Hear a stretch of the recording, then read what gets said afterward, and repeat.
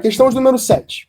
O que fala aqui pra gente? Vamos ler o enunciado? Ó, os dois textos abordam a temática de animais de rua. Porém, em relação ao texto 1, o texto 2... Então, vamos lá. A gente tem que analisar o texto 2 e o texto 1. A gente quer saber o que tem de diferente, por exemplo, do texto 1 ao texto 2, ou o que tem de igual no texto 1 e no texto 2. Então, vamos lá.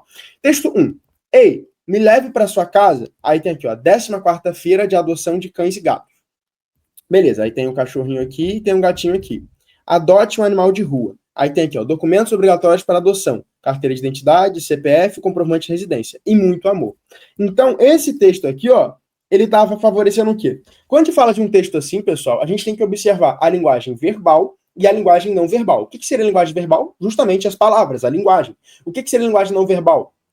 A imagem, tá? Então, por exemplo, esse cachorro e esse gato configura pra gente uma linguagem não verbal. E eles simbolizam algo. A imagem no Enem, galera, sempre simboliza alguma coisa. Então, você tem que procurar uma alternativa que fale de acordo com a linguagem verbal e a não verbal, tá? Pode ter um distrator muito forte que fale exatamente o que a linguagem verbal está dizendo, mas não engloba também a linguagem não verbal. E pode ter uma alternativa que englobe os dois. Aí, ao primeiro momento, quando você olha uma alternativa desse modo, você pensa assim, os dois são iguais, pô, os dois estão certos. Aí, aquele cenário que você fica entre duas e fala assim, errei de bobeira.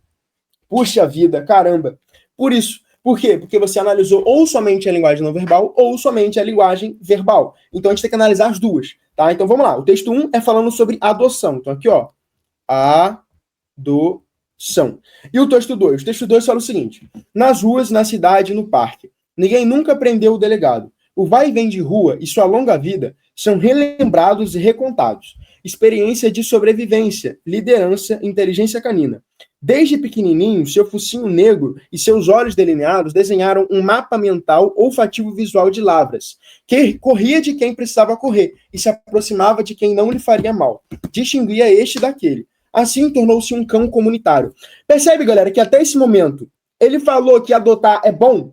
Não, ele falou assim, olha, ninguém nunca prendeu o delegado. Ele vai e vem de rua, tinha uma vida longa, seriam relembrados e contados. É um exemplo de sobrevivência, um exemplo de liderança, um exemplo de inteligência. Desde pequenininho, seu focinho negro e seus olhos delineados desenharam um mapa mental olfativo visual. Então, olha só, enquanto outro texto defende a adoção, esse aqui já fala assim, olha, o delegado nunca foi preso, mas ele é um exemplo de sobrevivência, um exemplo de liderança. Então, assim, será que o cão realmente precisa ser adotado? É isso que eu vejo. Esse aqui, ó, o de cima defende a adoção e o de baixo fala, olha, o delegado não foi.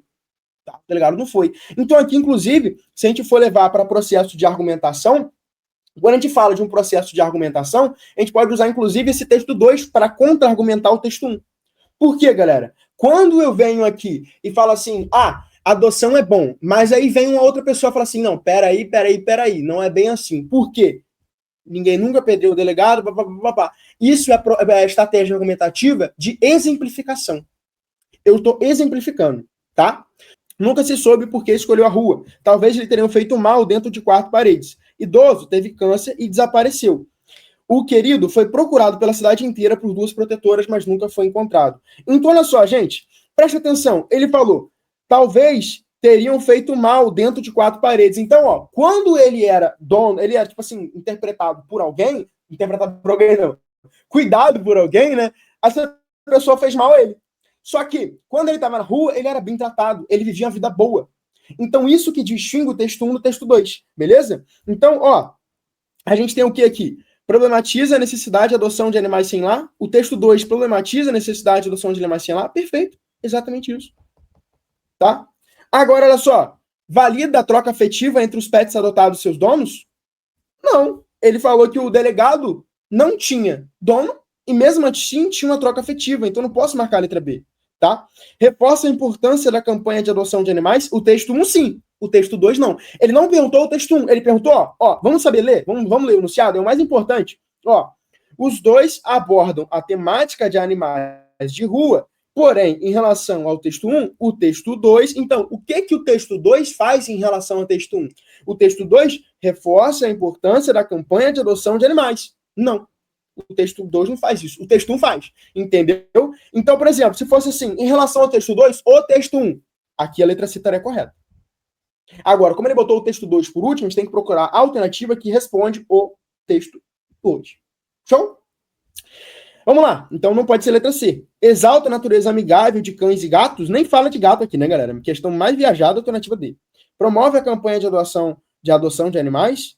Bom, essa letra C e letra I fazem a mesma coisa, né? Então tá errado também. Isso aqui já... Olha só, galera. Quando você tá fazendo uma questão de linguagens, tá? Quando você tá fazendo uma questão de linguagens, você tem que ser sacana. Olha aqui a letra C. Reforça a importância da campanha de adoção de animais. Olha a letra I. Promove a campanha de adoção de animais. Não é basicamente a mesma coisa? Se a letra I estivesse correta, a letra C também estaria correta.